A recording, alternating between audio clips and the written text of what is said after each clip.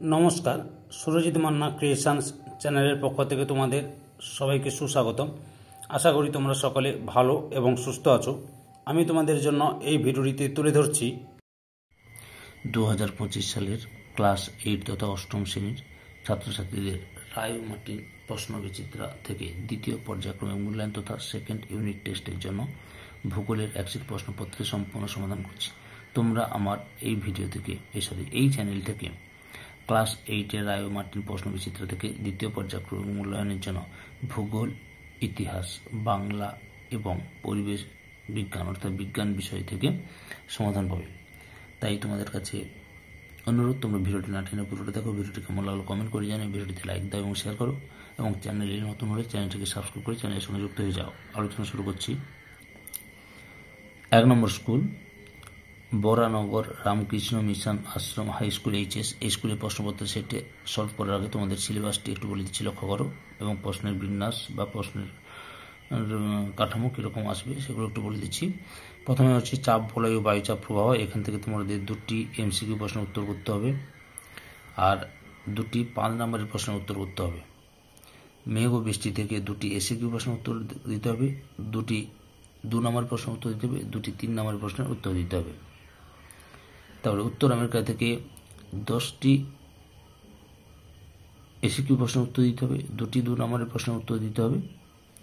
আর দক্ষিণ আমেরিকা মহাদেশ থেকে 4টি MCQ প্রশ্নের উত্তর দিতে হবে এবং 2টি SCQ প্রশ্নের উত্তর দিতে হবে এবং 2টি 3 নম্বরের প্রশ্নের উত্তর দিতে হবে। এই করে বুঝতে পেরেছি তোমাদের। বায়ু চাপ বলয় ও বায়ু প্রবাহ থেকে 12 নম্বর প্রশ্ন আসবে, প্রশ্ন করতে হবে। মেঘ বৃষ্টি থেকে 12 নম্বর প্রশ্ন করতে হবে। উত্তর আমেরিকা থেকে 14 নম্বরের প্রশ্ন উত্তর দিতে হবে। দক্ষিণ আমেরিকা থেকে 12 নম্বরের প্রশ্ন উত্তর দিতে হবে। এই করে তোমাদের মোট 6 নম্বরের MCQ প্রশ্ন উত্তর দিতে হবে, 14 নম্বরের SCQ প্রশ্ন উত্তর দিতে হবে, 2 নম্বরের প্রশ্নের মান 2 নম্বর, সেখানে 8 নম্বরের উত্তর দিতে হবে, আর 3 নম্বরের প্রশ্ন উত্তর দিতে হবে। মোট 12 নম্বর প্রশ্ন থাকবে, 3 নম্বরে 4টি প্রশ্নের উত্তর দিতে হবে, আর 5 নম্বরে 2টি প্রশ্ন উত্তর দিতে হবে 10 মার্কের। মোট 50 নম্বরের প্রশ্ন কিন্তু তোমাদের দ্বিতীয় পর্যায়ক্রমে মূল্যায়নের জন্য 50 নম্বরের প্রশ্ন। এরপরে আলোচনা করছি, তোমরা পুরো ভিডিওটি লক্ষ্য করো। একে থেকে শূন্যস্থান পূরণ করো। প্রথমে রয়েছে পৃথিবীর আবর্তনের জন্য যে বল কোনো বস্তুর দিকে বিক্ষেপ ঘটায় তাকে বলে কোরিওলিস বল।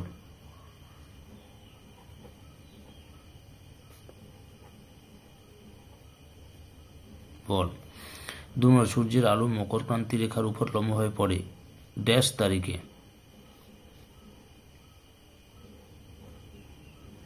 22শে ডিসেম্বর। 3 নম্বরে ঘূর্ণবতের কেন্দ্রে যেখানে বায়ুর চাপ সব থেকে কম থাকে সেই অংশের নাম ড্যাশ ঘূর্ণবতের চক্ষু বলে।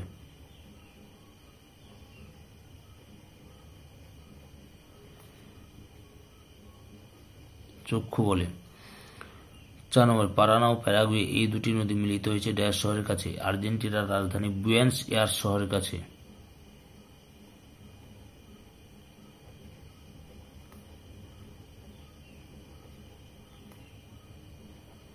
বুয়েনস এয়ার্স শহরের কাছে।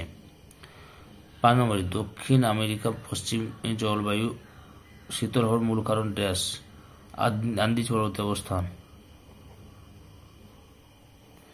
আন্দিজ পর্বতের অবস্থান।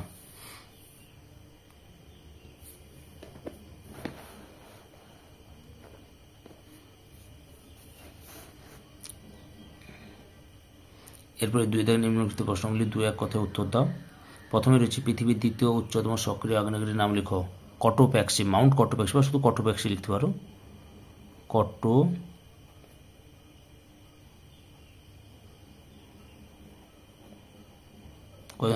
কটোপ্যাক্সি। 2 নম্বর জাপুরে কার উপনদী? ওরিনোকো নদীর। ওরিনোকো।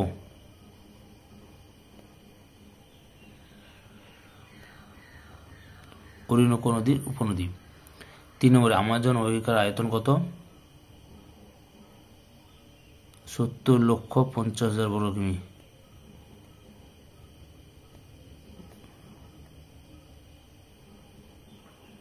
বর্গ কিমি 70,50,000 বর্গ কিমি। 4 নম্বরে গোধূলি অঞ্চল দেখা যায় কোন ধরনের অরণ্যে? নিরক্ষীয় বৃষ্টি অরণ্যে বা নিরক্ষীয় চিরহরিৎ অরণ্যে।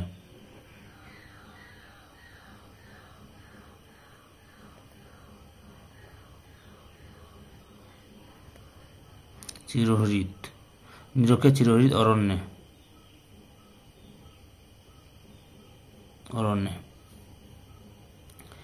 5 নম্বরে সমগ্র পম্পাস অঞ্চলের কোন দিকে ঢালু?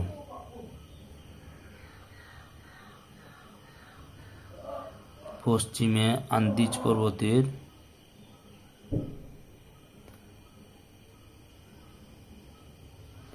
পাদদেশ থেকে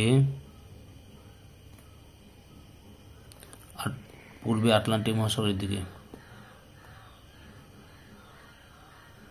পূর্বে আটলান্টিক মহাসাগরের দিকে।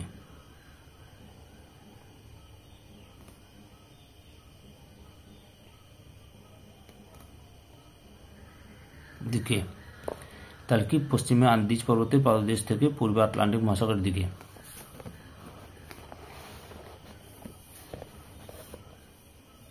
পৃথিবীর শ্রেষ্ঠ গম রপ্তানিকারক দেশ কোনটি? আর্জেন্টিনা।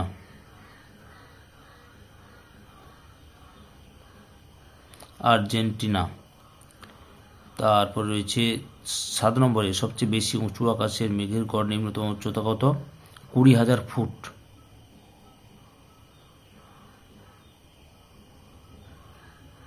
20,000 ফুট। মেঘের জলকণার ব্যাস কত? 0.02 মিমি, অর্থাৎ মিলিমিটার।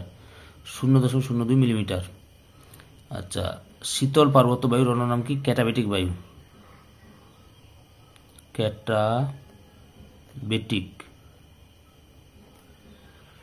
ক্যাটাবেটিক বায়ু। তারপরে 10 নম্বর পারানা প্যারাগুয়ে নদীর অববাহিকা অবস্থিত সমভূমিটির নাম কি? গ্রান চাকো সমভূমি।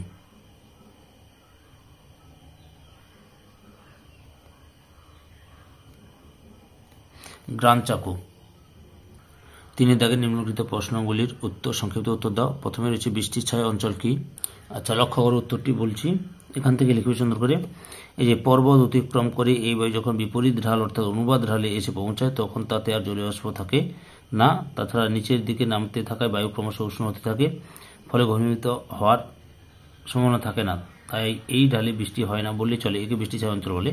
এই যে উদাহরণ দিয়েছে ভারতের মেঘালয় রাজ্যের খাসি পাহাড়ের পশ্চিমবঙ্গ ঢালে অবস্থিত চেরাপুঞ্জি মৌসুমী দক্ষিণ পশ্চিম মৌসুমী বাধা পেয়ে পৃথিবীর সবচেয়ে বেশি বৃষ্টিপাত ঘটায়, কিন্তু শিলং বিপরীত পাশে থাকায় সেখানে বৃষ্টি কম হয়। বুঝতে পেরেছো? এটা বৃষ্টি ছায়া অন্তর্গত। বা এটা লিখতে পারো, এই যে দক্ষিণ পশ্চিম মৌসুমী বায়ুর আরব সাগরের শাখা পশ্চিমবঙ্গের পরবর্তী পশ্চিম ঢালে বাধা পেয়ে প্রচুর শরৎকে বৃষ্টিপাত ঘটে, কিন্তু পূর্ব ঢালে বৃষ্টি ছায়া অঞ্চলে সৃষ্টি হয়েছে। উদাহরণটা দেখেছ। 2 নম্বরে মেরুবায়ু শীতল কেন? এই যে মেরুবায়ু শীতল কেন? এই যে মেরুবায়ু মেরুদেশে উচ্চচাপ বলয় থেকে এখান থেকে শুরু করবে, এই বায়ু অত্যন্ত শীতল হয়, এত মতো লিখবে। 3 নম্বরে রয়েছে দক্ষিণ আমেরিকার বেশিরভাগ জায়গা উষ্ণমণ্ডলের অন্তর্গত কেন? এখান থেকে লিখবে দক্ষিণ আমেরিকার উত্তর দিকে নিরক্ষরেখা আর প্রায় মাঝ বরাবর মকরক্রান্তি রেখা বিস্তৃত। অক্ষাংশগত অবস্থানের হিসেবে মহাদেশটির 70% উষ্ণমণ্ডলের অন্তর্গত। বুঝতে পারছো?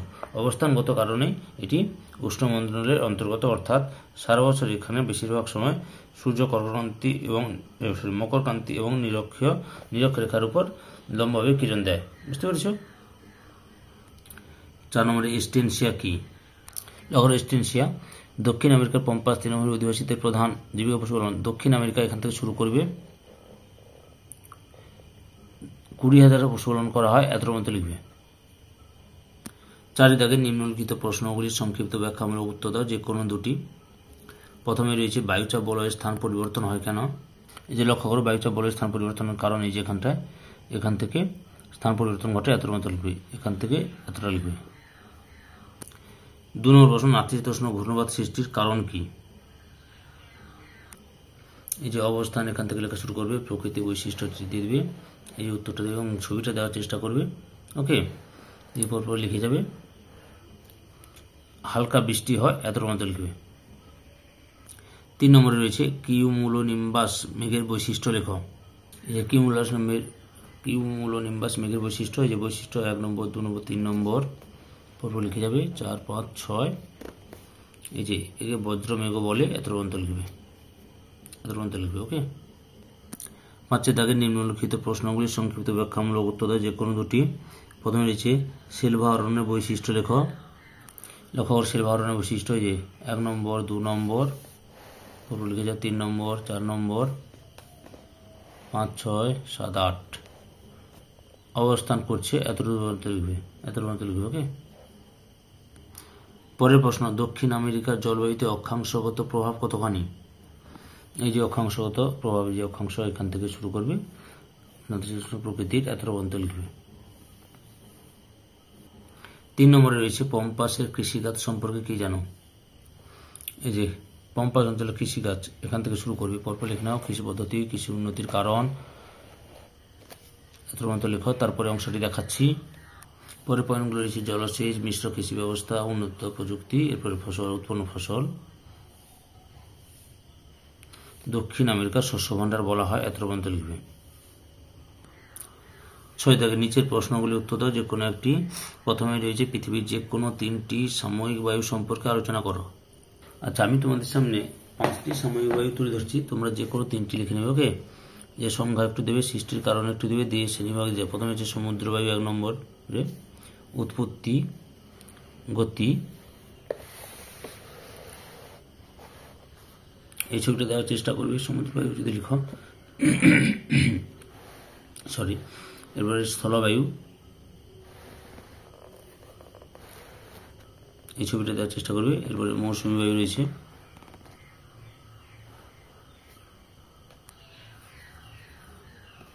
এরপর অ্যানামেটিক বায়ুর ছবি, প্রভাব। ক্যাটাবেটিক বায়ু বলে, এত ব্যঞ্জন লিখতে হবে, কিন্তু আমি মোট 5টি সাময়িক বায়ু তুলে ধরছি, তোমরা যে কোনো 3টি লিখবে, ওকে, যেহেতু প্রশ্নে 3টি লিখতে বলেছি। 2 নম্বর, চিত্তস্রাব, পরিচলন ও ঘূর্ণবাদ বৃষ্টিপাত সম্পর্কে আলোচনা করো।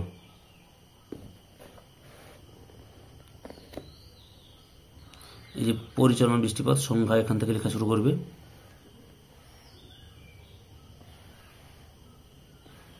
এই ছবিটা দেবে, বৈশিষ্ট্য তুলে ধরবে এবং উদাহরণ দেবে। গ্রীষ্মকালের শুরুতে এই বৃষ্টি হয়, এটা হচ্ছে পরিচালন বৃষ্টিপাত হলো। এরপরে ঘূর্ণ বৃষ্টিটা লক্ষ্য করো, এটা করো, ঘূর্ণ বৃষ্টি সম্পর্কে বর্ণনা দাও, এখান থেকে শুরু করবে। ঘূর্ণ বৃষ্টি 2 প্রকারের, আবার ক্রান্তীয় ঘূর্ণবাদ এবং নাতিশীতোষ্ণ ঘূর্ণবাদ রয়েছে।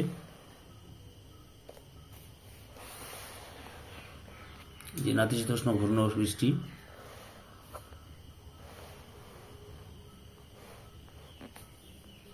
দেশগুলিতে এই বৃষ্টি দেখা যায়, এত পর্যন্ত লিখবে। 7 দাগে নিজের প্রশ্নগুলি উত্তর দেয় যে কোনো একটি। প্রথমে রয়েছে দক্ষিণ আমেরিকায় পম্পাস অঞ্চলের ভূপ্রকৃতি, নদ-নদী, জলবায়ু, স্বাভাবিক উদ্ভিদ সম্পর্কে আলোচনা করো।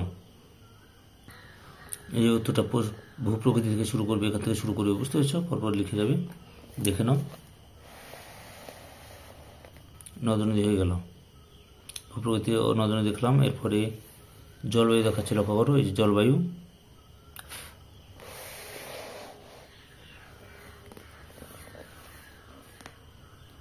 জলবিভাগ, উষ্ণতা, বৃষ্টিপাত, স্থানীয় বায়ু প্রবাহ, তুইন। এরপর মৃত্তিকা, সবশেষ স্বাভাবিক উদ্ভিদ প্রভৃতি উল্লেখযোগ্য, এত পর্যন্ত লিখবে। পরের প্রশ্ন, দক্ষিণ আমেরিকার পশ্চিমে পার্বত্য অঞ্চলে ভূপ্রকৃতি এবং পম্পাস সমভূমির বৈশিষ্ট্য লেখ। এই যে পশ্চিমের পার্বত্য অঞ্চল, এখান থেকে শুরু করো, পর্বত শ্রেণী, পর্বত শৃঙ্গ, আগ্নেয়গিরি, পরবেষ্টিত মালভূমি, হ্রদ এবং লাস্টে গিরিপদ রয়েছে, লক্ষ্য করো।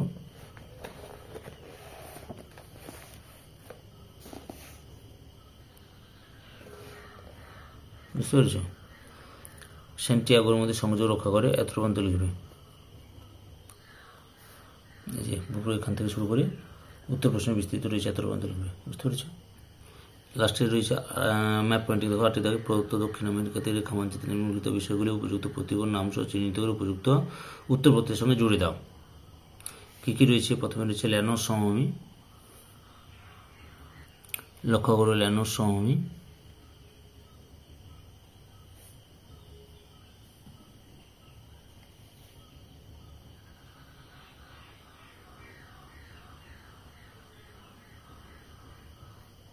এটা হচ্ছে ল্যানোস সমভূমি, বুঝতে পেরেছ?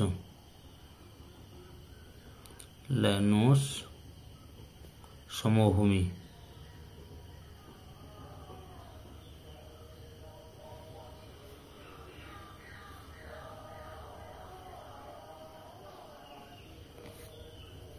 দু নম্বরে রয়েছে কলোরাডো নদী। এটা হচ্ছে কলোরাডো নদী, দেখে নাও, কলোরাডো নদী, বুঝতে পেরেছ? এই যে কলোরাডো নদী, এই যে এখান থেকে শুরু হয়ে উৎপত্তি হয়ে এখানটা পড়বে। 3 নম্বরে রয়েছে ভূমধ্যসাগরীয় জলবায়ু অঞ্চল। লক্ষ্য করো, তোমাদের ভূমধ্যসাগরীয় জলবায়ু অঞ্চল দেখাচ্ছি এরকম করে। এটা কি হলো? ভূমধ্যসাগরীয় জলবায়ু অঞ্চল।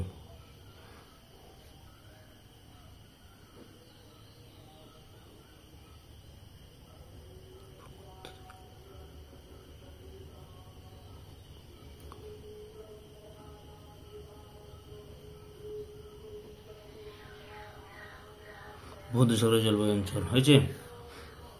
আচ্ছা,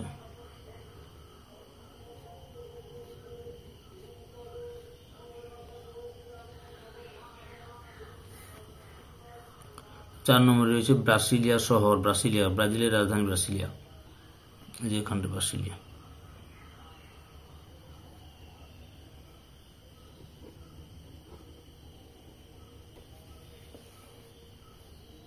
এই ভিডিওর লাস্ট প্রশ্ন 5 নম্বরে সেইকাস অন্তরীপ। লক্ষ্য করো, সেইকাস অন্তরীপ এখানটা, এটা হচ্ছে সেইকাস অন্তরীপ, মানে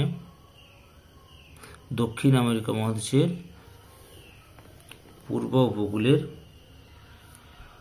সবশেষ প্রান্ত সেইকাস অন্তরীপ, বুঝতে পেরেছ? সম্পূর্ণ ভিডিওটি দেখে আমার চ্যানেলের পাশে থাকার জন্য তোমাদের সবাইকে অসংখ্য অসংখ্য ধন্যবাদ।